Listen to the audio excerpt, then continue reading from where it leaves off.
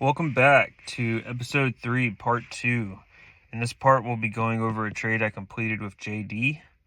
I wanted to start by looking at the day chart, that is, each candlestick representing a period of 1 day. And then we'll zoom in to the minute I made the trade. So starting off, first thing that I'm seeing here is it looks like it's been trading in a channel. I can draw that on here for you. Somewhere about there.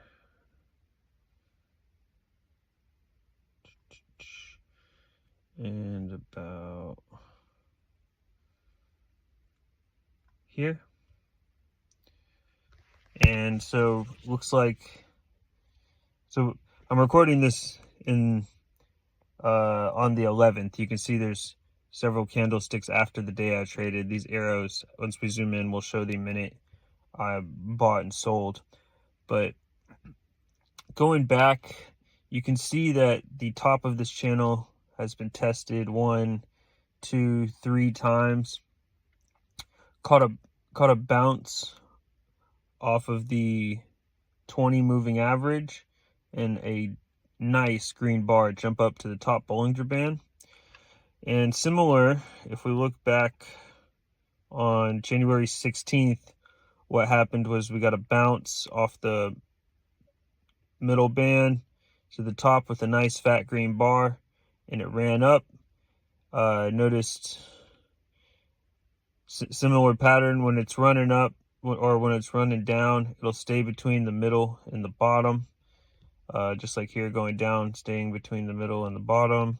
Went up for a second, tested the same line that I drew earlier, so that's good to know. Testing there, a lot of resistance. Coming back down, trading within this channel. Coming up, trading within this channel, trying to figure out what it wants to do. And I saw that fat green bar. So let's come in now to the day. We'll start with 4 hours, see what's going on here. All right, so within the 4-hour chart,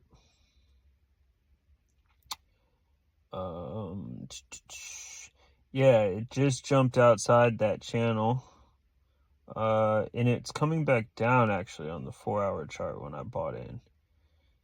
So it's cooling off. The 4-hour chart doesn't make it look like that good of a time to buy. The RSI is coming down, MACD is coming down.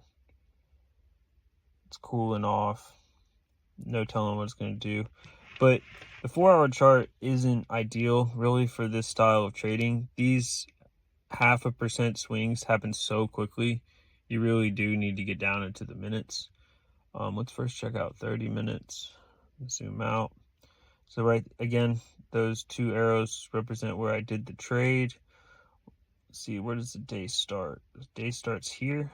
So it started way above where it closed the previous day. Came back in, cooled off, opens here.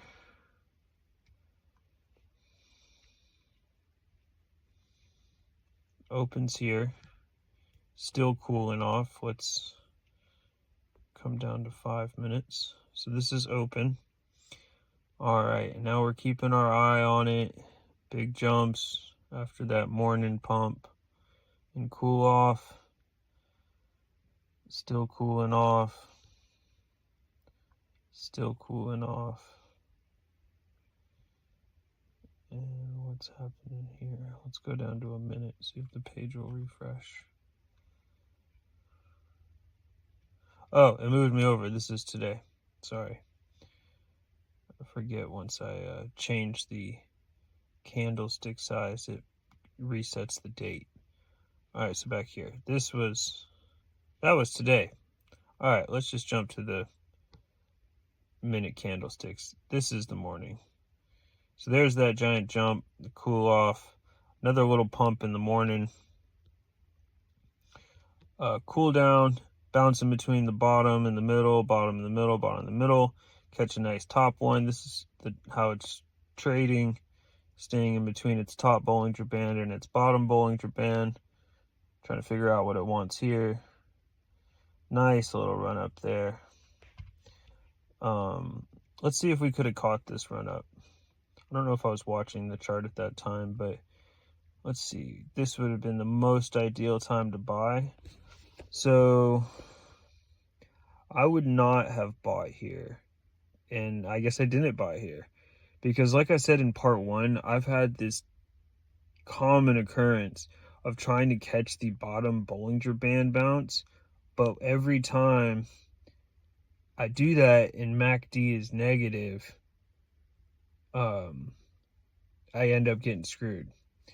And that was a decent run up, but I just, from these indicators alone, a Bollinger bounce, an RSI bounce, a negatively trending MACD, a negative MACD just in general, and the chart trending negatively at that time from like that, I would not have wanted to buy here because there would have been a pretty high chance that it would have hit this resistance band. Also the top of the Bollinger, double reason it could have came back down. Would have hit the top 0, could have came back down. It's been trending negatively here. Where is it? The buy point was there. Yeah, so from like here to here. Yeah, I could not have convinced myself to buy there. Everything looked negative to me about it.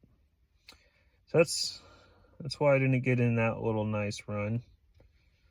Just didn't have the foresight. And let's look at the one I actually got in. All right, so coming up to it, we just had a nice cool down, bouncing in between the Bollinger Bands. Why didn't I catch this first run up? Let's see. MACD is negative, that's why.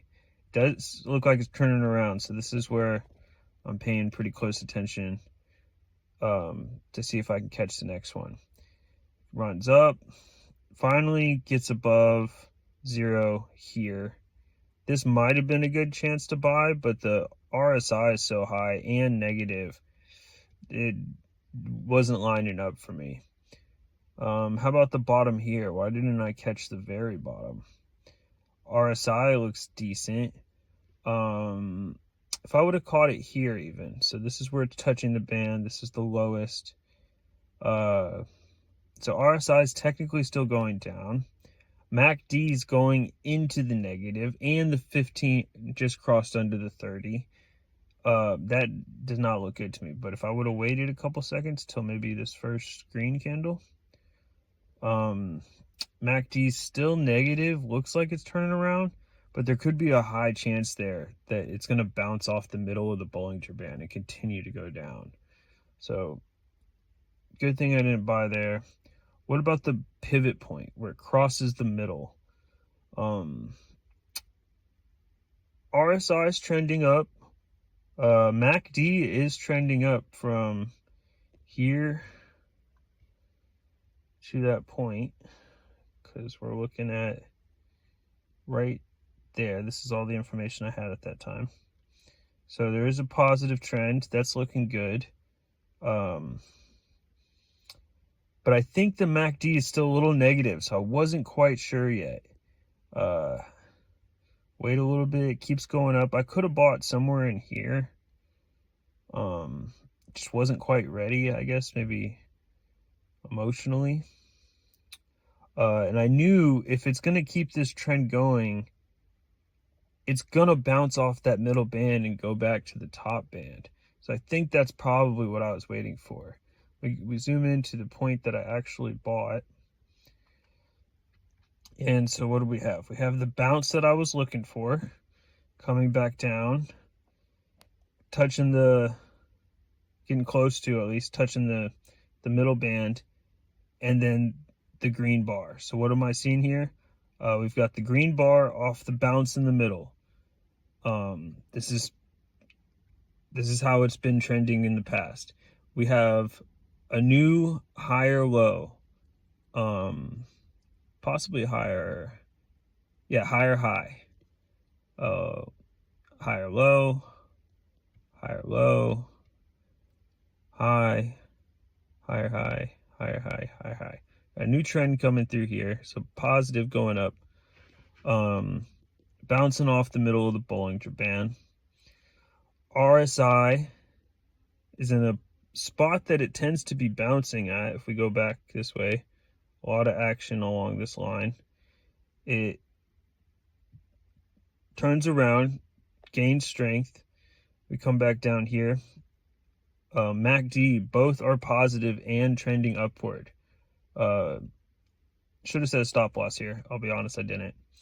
But we got another green candlestick, so looking good. We come up to the top.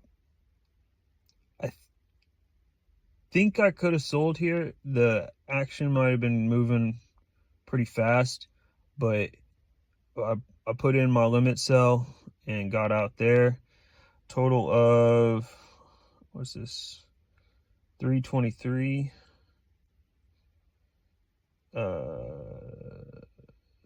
331. So 8 minutes.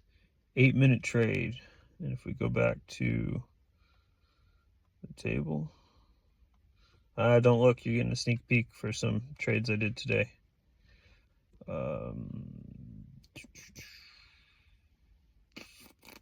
Too slow. Anyways, JD. And you could just pause it. I don't know why I did that. That was dumb. Anyways, no fill. You can see I had 2 trades today, 2 successful trades. I had to buy into NVIDIA a couple times on the second one. But it actually wasn't because it was doing too bad. It's just because I wanted to double and triple down. This is what I was saying for paper trading. I want to limit myself to a $5,000 wallet. But I've been reconsidering that. I don't know if that's a good idea. I think the goal should be